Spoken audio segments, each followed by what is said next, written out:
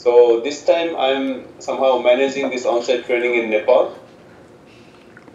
So if you have some queries regarding the on-site training in Nepal, then feel free to contact me. So I guess we have prepared this very preliminary draft of general information, that what information that we need to conduct this on-site training in Nepal successfully. So please, I'm looking for the inputs from Professor Eaton. Once we finalize it, we'll circulate it among the students. So that's it from me. Thank you very much. Okay, and the young man to your left. Hello, my name is Setio. I come from Indonesia. Maybe last on-site training in Okinoshima, some of students from University of Texas at Austin also joined the same programs. My field of study is architecture and urban design. Yeah, maybe that's all. Thank you. Nice to meet you. Okay, now who else is in the room? Somebody else coming? And there's some staff? Okay, you're just in time to introduce yourself. Go ahead.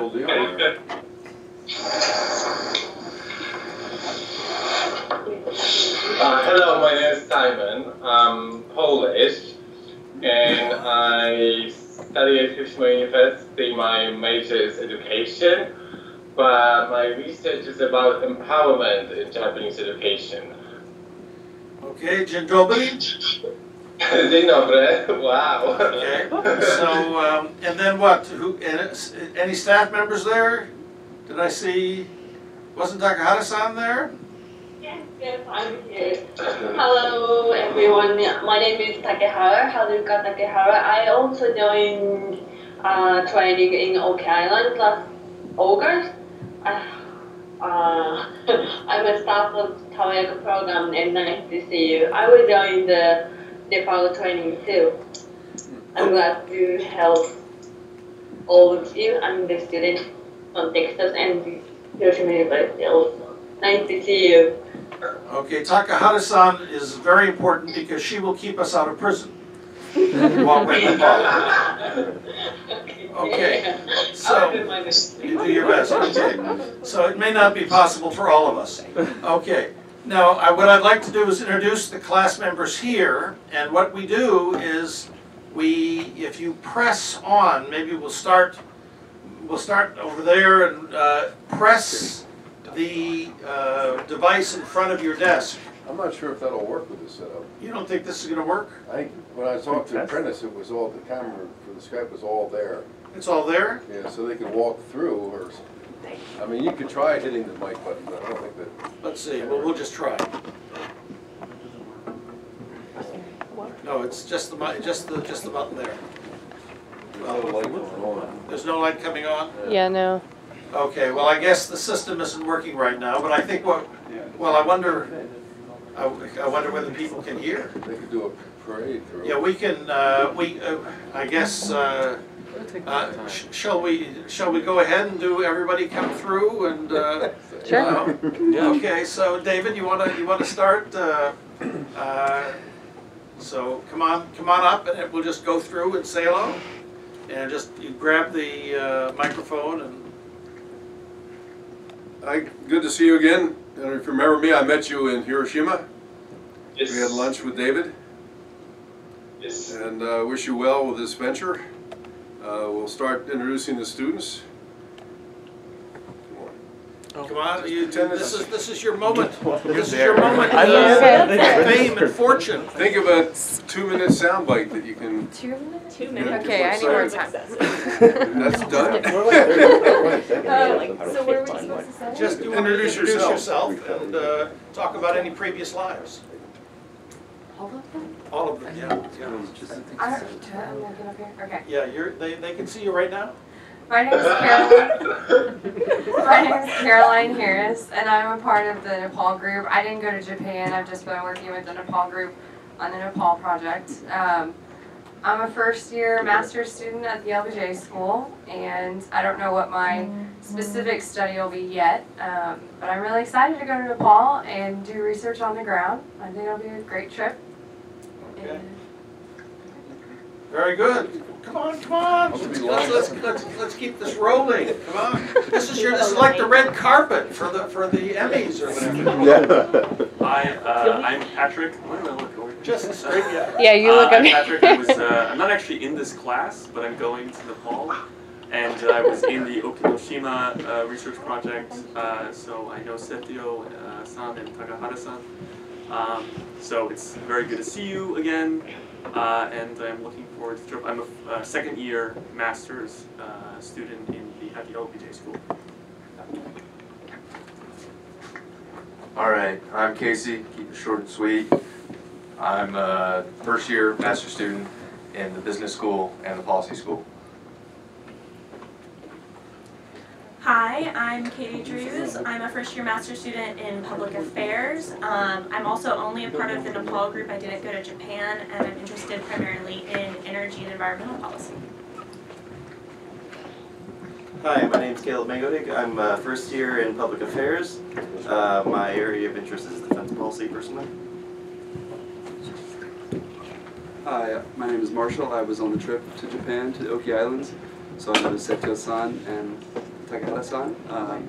And I'm a second year policy student specializing in international development. And I look forward to going to Nepal. Good to see you guys again. Bye. Okay, good evening, or good morning for them. Good morning for you guys. So my name is Sarah Dude. I'm a second year master's candidate here at the LBJ school. I'm getting my master's in global policy studies. I'm currently working on the Japan PRP, so I haven't actually met you guys because I didn't go, but I've been working on it here with the team, and I look forward to meeting you guys in Nepal. Good morning. My name is Cody Brasher. I was on the Oki Islands for the Japan fieldwork. So I know most of you guys from there. It's good to see you guys again. I'm a second year UT student, and I'm specializing in security and policy. Good morning, I'm William Delgado. I'm a first year PhD student, and my interest is in building microgrids to desalinate water. I'm working on the Nepal trip, or the Nepal team, because I'm interested in also implementing renewable energy in remote areas that otherwise wouldn't have access to any energy. Hi, I'm Christina Mendez. I'm a second year Master's in Public Affairs candidate. My focus is in education and local government, and I'm working on the Japan side of it. Hi, my name is Samar. I went to the Japan trip as well. I'm a third year energy and public affairs student, and hopefully I'll see you in Nepal.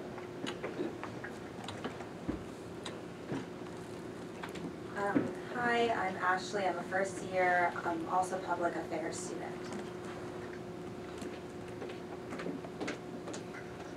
Hi, Dovida Velkoskaite, second year LBJ, and can't wait to see Nepal. Okay, and we have a ringer. So do you want to come up and say hello? Great. Hi guys, I'm Drake Hernandez. I was in Japan 2 years ago. I was in Nepal last year. I now work up in Boston. I've been in contact with Casey, and Catherine about the demand side modeling of the microgrid. So yeah, looking forward to working with you guys. Okay, well, we're going to start here. Actually, Drew, I think we may want to have you back to begin, for us to begin thinking about issues. I think we just take advantage of him being here to talk about issues, modeling and doing microgrid stuff in Nepal. Let me provide some context first. Okay, last week we discussed the issue of how do we deal with demand for electricity in villages. And I let you all talk about it, and I don't think we had any outcome with it, but I want to give you a context that would make it a lot easier to deal with, and try to set this up, tee this up for Drake. reality, we need to be thinking about different potential levels of service. It is possible that in some villages, people only really need a little bit of light, and that's it, in their homes. Very low, you know, as modest a system as possible, because they really can't afford any more and they really don't need that much more. So if we're going to be doing modeling, we probably want to have one scenario that says, look, for these houses, we're just going for modest lighting at night. Second level up is to begin thinking, what are the other needs that people may want for their homes, for their families? Okay, this may involve charging cell phones, it may involve television or radio, computer, so that again it's a slightly more slightly more vigorous demand, but not that much from a community point of view. And third, we might have something where we have some institutions. If there's a school or if there's a clinic, think about refrigeration, think about the kinds of electrical things that are needed there. But to be thinking about 3 or 4 different scenarios, because yeah, I think that's a good, nice way to do it. And I think in the third level, we might think about business development. Business development as an alternative to that. Because your speaker last week was mentioning one of the big needs for electricity is to do that. Okay. So how could electricity in these villages help with starting businesses for wealth and jobs in those communities? Electricity is a fundamental need to do that, so that could be a 4th level maybe. That's a great, of course we ought to do that, because that is what the class is trying to do. And if we don't do that, then we've missed the boat a little bit. To hope to look working with... And I think that'd be more challenging to the students going to Nepal is, if you see the realities there, think about, well, what businesses make sense here in terms of the resources they have, the material they have, the capacity they have. And it doesn't have to be high tech, it's just something that could be sustainable in Nepal. Okay, so with that proviso, I thought I would ask Drake to come up and talk a little bit about his experience trying to work on the demand and supply sides last year, and the barriers you faced and the opportunities you tried to take, and any ideas that you have about the current this year's current activity. We are trying to encourage Drake Hernandez to join us as a faculty member there, and I think we're almost to the point where he said yes, but we'll have to talk details. But I think both IDEC and ourselves want him to participate because he's had a lot of direct experience, and I think he could provide all of the class with some very helpful guidance. So without further ado, Drake.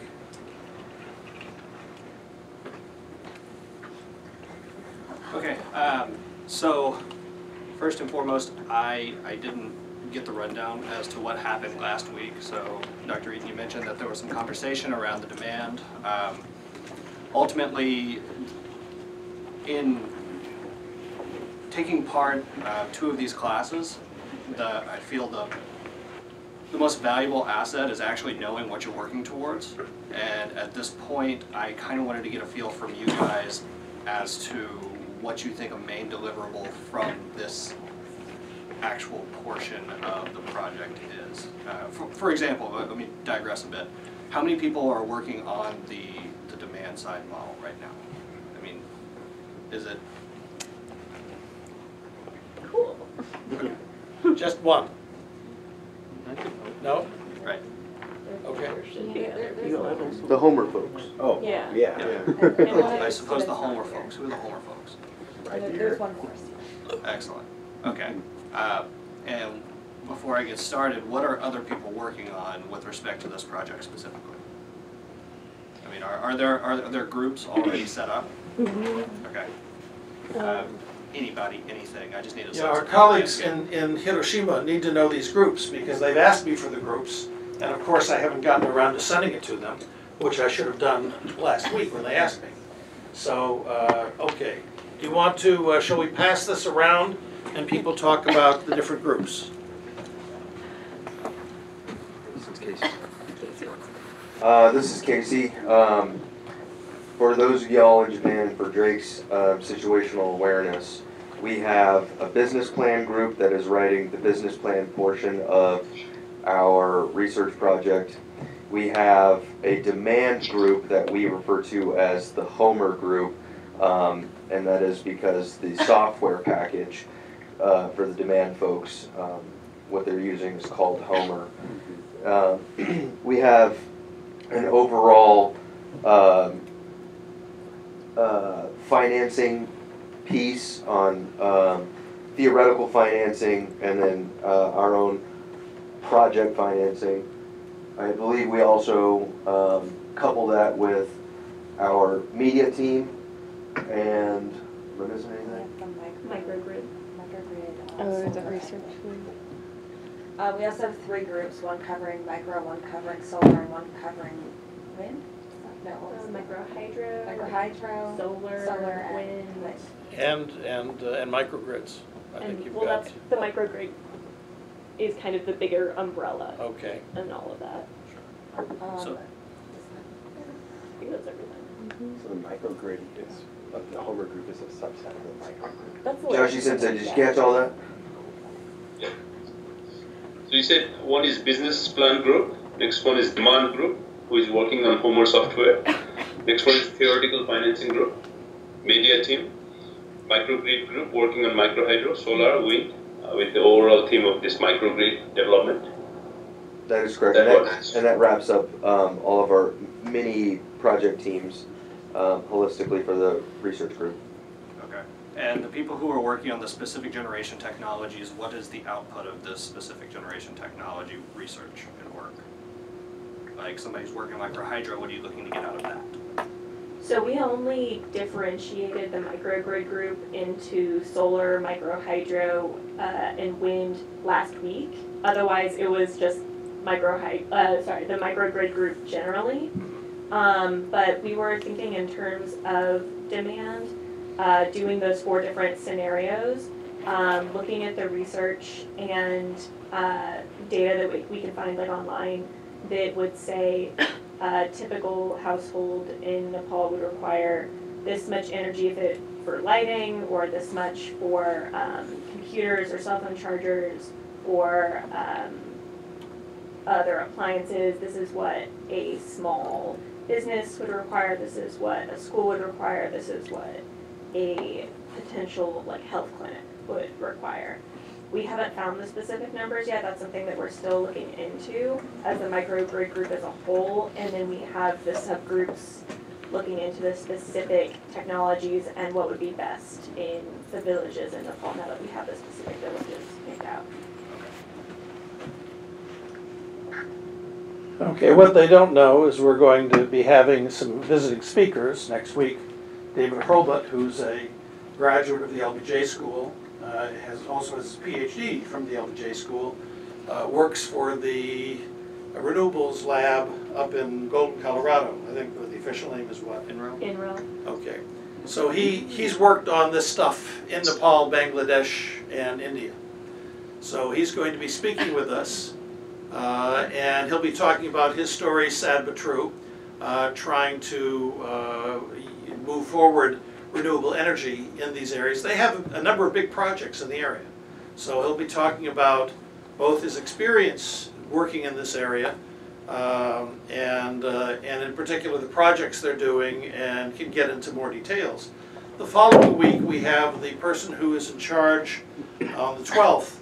We have the gentleman who is the technical top person in the Pecan Street project, who's going to come and talk about equipment that is reasonable for small applications in solar, wind, and nanohydro.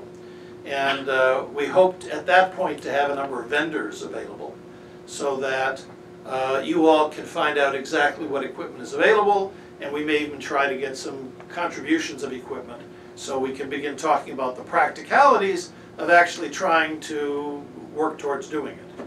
Yes? What were their names again? Which? David Hurlbut? The NREL dude and the Pecan Street dude. The NREL dude is David Hurlbut, Hurlbut, and he will be talking with us by Skype next week from Golden, Colorado, and he is going to Nepal later this month. So if we need for him to do any stuff for us, he's really a great contact, Joshi Sensei, for yourselves as well, because you know, they have a number of USAID projects and Department of State projects trying to move, you know, trying to get improve energy technology in the subcontinent. So that's what their business is. They're trying to get the stuff moved ahead. So David will be talking with us next week, and he's a very good friend, former doctoral student of mine who also survived me, so I give him a lot of credit. And then the gentleman who will be speaking to us on the 12th, I forget his name, but he is the person I haven't written down. Of course, it's on the website if you look at the Pecan Street. He's the technical Chief Technology Technical, Officer, yeah, Bert Pasco. Yes. He was at UT earlier this afternoon for Energy Week. He was on a panel. Okay.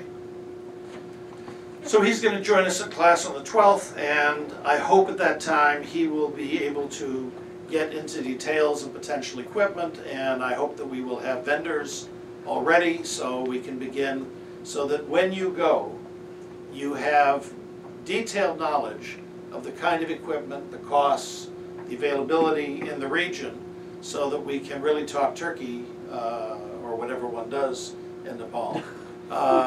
We can talk seriously about looking towards implementing microhydro, or all of the above. So that they don't realize they're heading in that direction, but that's where they're heading. So kind of leads into my question about the individual groups working on the individual generation technologies. I mean, what are you looking to get out of that research, right? Is it cost per kilowatt installed? Is it maintenance costs? I mean, those are the inputs that you have to put into Homer to ultimately come up with the optimized output after you come up with the demand side. So I really see four unique groups here. The demand group, the hydro, wind, and solar, from the microgrid standpoint. So I want to know how to best use you guys' time up here, because I mean I just so happen to be in town, so I figured it would be easiest. And given that I did a lot of work on the demand side last year for my my big senior project, I figured I could talk to those people specifically. Yes. Kind of more or less offline, so the people who aren't in that particular group don't have to listen to me ramble and listen to us go back and forth. So if that's something that you guys think would be worthwhile, we could, you know, have a brainstorming session of however long to just, you know, talk through the nitty-gritty details of that. And then Dr. I'll let you carry on with, you know, the financing side of the group, for example. Just to, you know, so we're working simultaneously on all cylinders, as opposed to me having the stage this whole time. Well, I think that's a good strategy, because then I can be working and David can be working with other groups, with subgroups. You know, I think the class's goal, and I think Joshi Sensei's goal, is that we can make as much progress as possible towards a realistic plan for electrification of these two villages, because we have.